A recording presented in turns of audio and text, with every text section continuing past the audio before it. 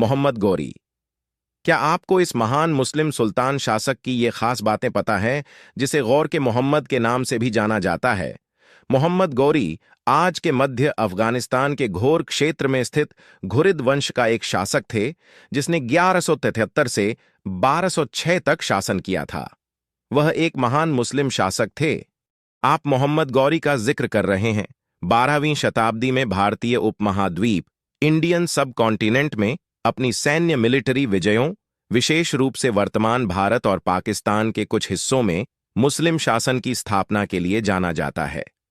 12वीं शताब्दी में गौरी राजवंश के एक शक्तिशाली शासक थे। मोहम्मद गौरी का सबसे प्रसिद्ध सैन्य अभियान, famous military campaign, Hindu Rajput राजा पृथ्वीराज चौहान के खिलाफ था।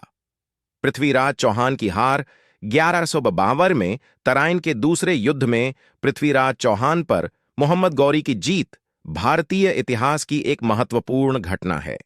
इसने उत्तरी भारत में मुस्लिम प्रभुत्व को मजबूत किया।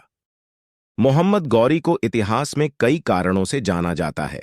इस्लाम का प्रचार। भारतीय उपमहाद्वीप इंडियन सब कॉन्टिनेंट में मोहम्मद गौरी की जीत ने इस क्षेत्र में इस्लाम के प्रसार में सहायता की, जिससे मुस्लिम शासन की स्थापना हुई। मुस्लिम शासन की स्थापना, मोहम्मद गौरी द्वारा दिल्ली सल्तनत की स्थापना और उसके बाद महान मुस्लिम सैन्य सुल्तान शासक आए। मोहम्मद गौरी ने भारतीय उपमहाद्वीप में कुछ ऐसा मुस्लिम शासन काल किया कि आने वाले दिनों में मुस्लिम सुल्तान शासक को दुनिया की कोई ताकत नहीं हटा पाई। उन्होंने लगभग 600 साल तक राज किया। भारतीय उपमहाद्वीप में मुस्लिम सुल्तान शासकों ने 13वीं शताब्दी में दिल्ली सल्तनत की स्थापना से लेकर कई शताब्दियों तक शासन किया। दिल्ली सल्तनत 1206 में मोहम्मद गौर या गौरी द्वारा स्थापित दिल्ली सल्तनत ने 16वीं शताब्दी में मुगल साम्राज्य के उदय तक लगभग 320 वर्षों तक वर्तमान भारत, पाकिस्तान और बांग्लादेश के कुछ हिस्सों पर शासन किया। दिल्ली सल्तनत की विशेषता विभिन्न राजवंशों के शासन से थी, जिसमें मामलुक, खिलजी, तुगलक, सैयद और लोदी राजवंश शामिल थे।